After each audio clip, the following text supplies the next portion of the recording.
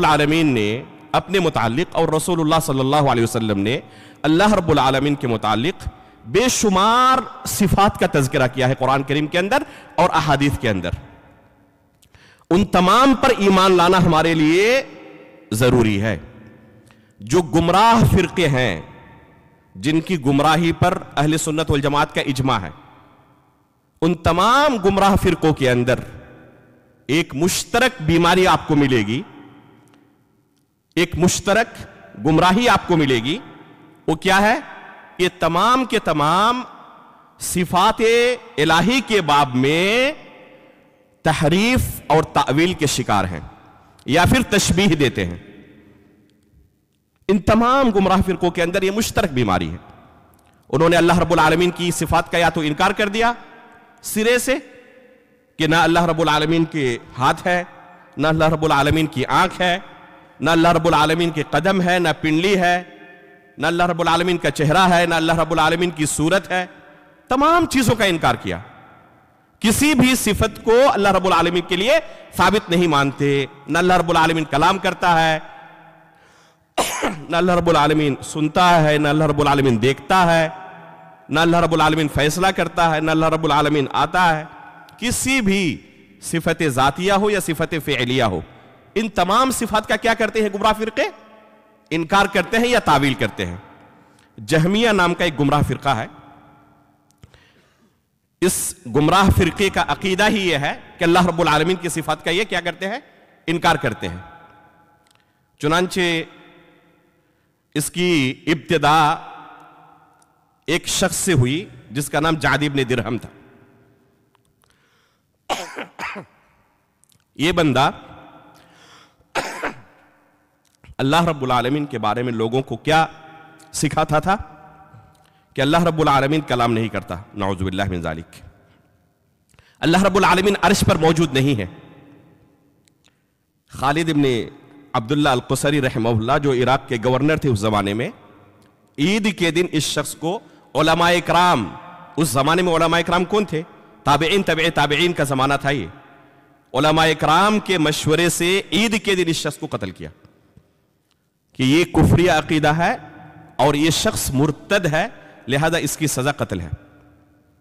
اسی عقیدے کو بعد میں جہم بن صفوان نے خوب پرچار کیا، جس کے نام سے فرقہ جہمیہ کا وجود ہوا بعد میں. اس فرقے نے اللہ رب العالمین کے عرش پر ہونے کا کیا کیا ہے؟ انکار کیا ہے. ایک مثال کے ساتھ اسے سمجھیں کہ اگر اللہ رب العالمین کی صفات کا کوئی انکار کرے تو کون سا جرم وہ کرتا ہے؟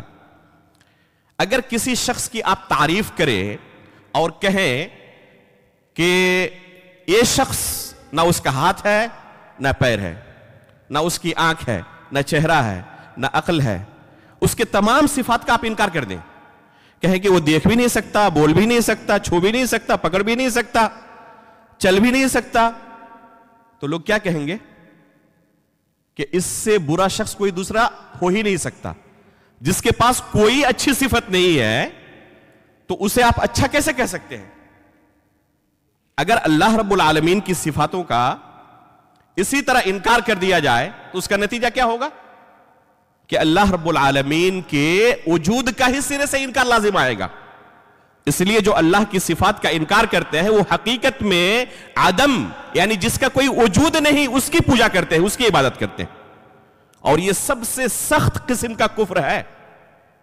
یہاں تک کہ مشرکین کے کفر سے بھی یہ سخت ہے، کیونکہ مشرکین اللہ رب العالمین کو مانتے ہیں اور اس کے ساتھ دوسروں کو شریک کرتے ہیں، اور یہ سرے سے اللہ رب العالمین کے تمام صفات کا انکار کر رہا ہے.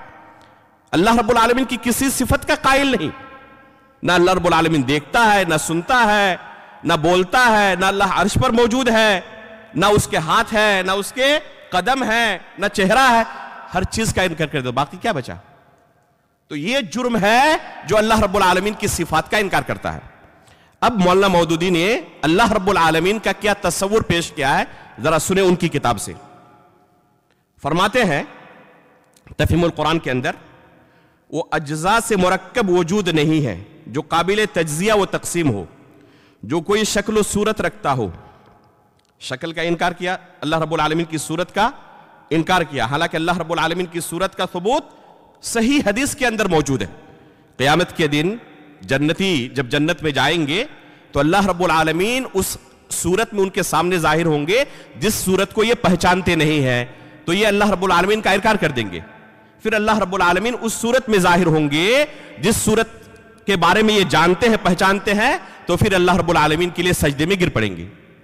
تو اللہ رب العالمین کی کوئی صورت ہی نہیں تو کیسے ظاہر ہوں گے؟ کیسے اے مومنین پہچانیں گے اللہ رب العالمین کو؟ تو اللہ رب العالمین کی صورت کا انکار یہ جہمیہ کا عقیدہ ہے جو اہل سنت والجماعت کا متفقہ موقف ہے۔ کیا فرماتے مولانا مودودی؟ جو کوئی شکل و صورت رکھتا ہو ایسا اللہ رب العالمین نہیں ہے۔ کہتے ہیں جو کسی جگہ میں رہتا ہو یا کوئی چیز اس کے اندر جگہ پاتی ہو، جس کا کوئی رنگ ہو، جس کے کچھ اعضاء ہو، جس کی کوئی سمت اور جہت ہو، یہ پورا کا پورا جملہ اور پوری کی پوری عبارت جو ہے یہ اہل بدعت کے عقیدے سے مستفاد ہے۔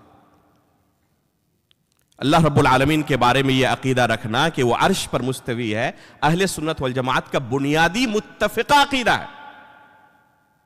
اگر کوئی اللہ رب العالمین کے عرش پر ہونے کا انکار کرے تو اس کے بدعتی ہونے کے بارے میں اہل سنت کے مابین کوئی اختلاف نہیں۔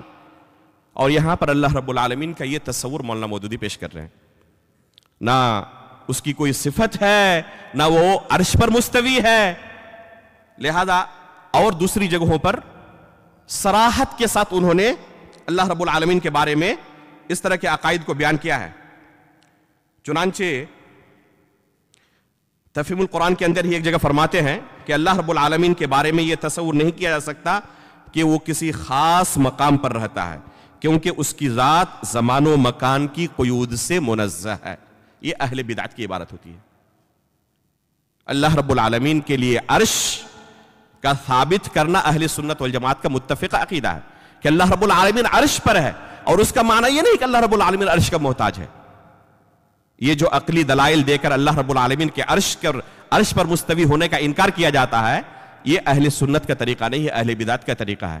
میں نے تفصیل کے ساتھ اللہ رب العالمین کے عرش پر ہونے کا عقیدہ بیان کیا ہے، اور یوٹیوب کے اندر یہ درس موجود ہے۔ العقیدۃ الواسطیہ کی شرح میں آپ جائیں، تقریباً 2 درس یا 3 درس کے اندر اہل بدعت کے جو شبہات ہیں ایک ایک شبہے کا میں نے جواب دیا ہے۔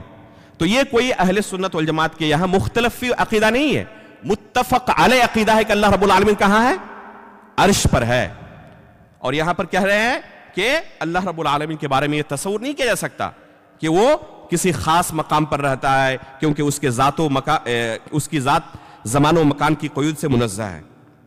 اسی طرح قرآن میں اللہ رب العالمین نے بیان کیا ہے کہ یحمل عرش ربک فوقہم یومئذ ثمانیہ،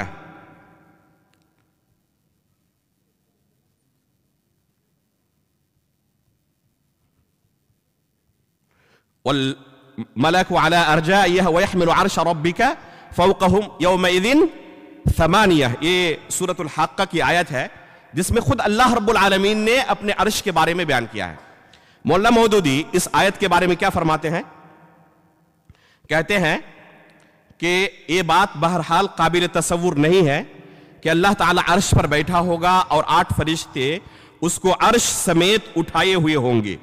آیت میں بھی یہ نہیں کہا گیا ہے کہ اس وقت اللہ تعالیٰ عرش پر بیٹھا ہوا ہوگا، اور ذات باری تعالیٰ کا جو تصور ہم کو قرآن میں دیا گیا ہے وہ بھی یہ خیال کرنے میں معنی ہے کہ وہ جسم اور جہت اور مقام سے منزہ ہستی کسی جگہ متمکن ہو اور کوئی مخلوق اسے اٹھائے۔ قرآن کے اندر اللہ رب العالمین بیان کر رہے ہیں وَيَحْمِلُ عَرْشَ رَبِّكَ فَوْقَهُمْ يَوْمَئِذٍ ثَمَانِيَةٌ، اور ان کو اس بارے میں شک ہے کہ اللہ رب العالمین کے عرش کو کوئی کیسے اٹھا سکتا ہے۔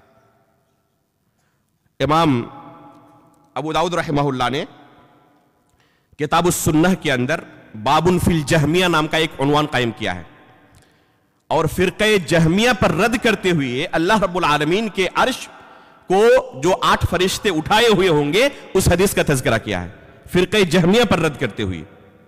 وہی عقیدہ مولانا مودودی یہاں پیش کر رہا ہے کہ اللہ رب العالمین کے عرش کو کوئی فرشتے اٹھائے ہوئے ہوں، یہ تصور نہیں کیا جا سکتا۔ اسی طرح صرف یہ نہیں کہ اللہ رب العالمین کے عرش کو اٹھائے ہوئے ہو، باضابطہ عرش کا ہی وہ انکار کرتے ہیں۔ اللہ رب العالمین کے عرش کا ہی مولانا مودودی انکار کرتے ہیں. چنانچہ کیا کہتے ہیں عرش کے بارے میں؟ وَكَانَ عَرْشُهُ عَلَى الْمَاءِ، جو قرآن کی آیت ہے، اس کے بارے میں کہتے ہیں رہا یہ ارشاد کہ خدا کا عرش پہلے پانی پر تھا، تو اس کا مفہوم ہماری سمجھ میں یہ آتا ہے. دیکھیں، ہماری سمجھ میں یہ آتا ہے. سلف صالحین، صحابہ اکرام، تابعین، تبع تابعین نے کیا سمجھا اس سے کوئی سروکار نہیں. ہماری سمجھ میں یہ آتا ہے کہ خدا کی سلطنت پانی پر تھی. عرش کا معنی کیا کیا؟ سلطنت سے کیا، جو کہ بالاجماع ایک بدعت ہے. سلف متفقہ طور پر اللہ رب العالمین کے عرش کو ثابت مانتے ہیں. اسی طرح تفہیم القرآن کے اندر ہی فرماتے ہیں یہی معاملہ خالق کے حضور باریابی کا بھی ہے کہ خالق بذات خود کسی مقام پر متمکن نہیں ہے، مگر بندہ اس کی ملاقات کے لیے ایک جگہ کا محتاج ہے جہاں اس کے لیے تجلیات کو مرکوز کیا جائے، ورنہ اس کی شان اطلاق میں اس سے ملاقات بندہ محدود کے لیے ممکن نہیں ہے. یہاں بھی وہی بات دہرائی ہے اللہ رب العالمین کے عرش کے تعلق سے، جو سلف کا عقیدہ ہے اس عقیدے کا انکار اس عبارت کے اندر بھی واضح طور پر موجود ہے.